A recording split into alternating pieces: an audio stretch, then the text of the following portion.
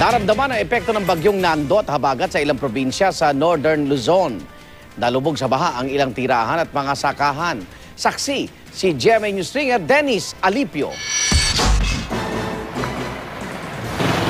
Dahil sa sunod-sunod at malakas na buhos ng ulan, binaha ang ektaryang sakahan sa Pidig, Ilocos Norte. Pinasok pati ilang bahay pero wala namang kinailangang lumikas. Pero sa Lawag, 2 pamilyang inilikas dahil sa hanggang bewang na baha.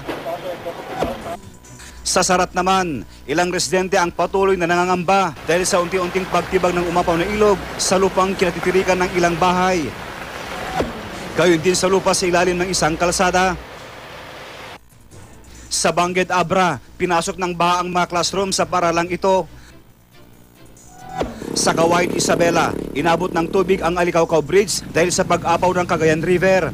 Sa pag-ulan kasi, sinabayan pa ng pagkakawala ng tubig mula sa Magat Dam. Umigit kumulang 80 batang pasyente naman ang nasa Pangasinan Provincial Hospital ngayon. Ang kanilang sakit, influenza, typhoid fever at leptospirosis dulot ng masamang panahon.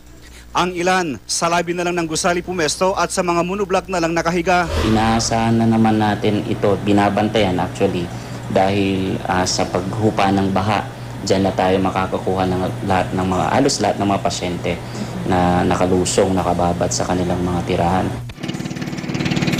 Wala nang pagsusungit ng panahon pero nananatiling basabayan ng lutayan sa Sultan Kudarat. Kaya isinailalim na ito sa state of calamity. Paliwanag ng Pag-asa, dulot yan ng mga pag-ulang dala ng ITCC. Ako si GMA News Stringer Dennis Alipio, ang inyong saksi.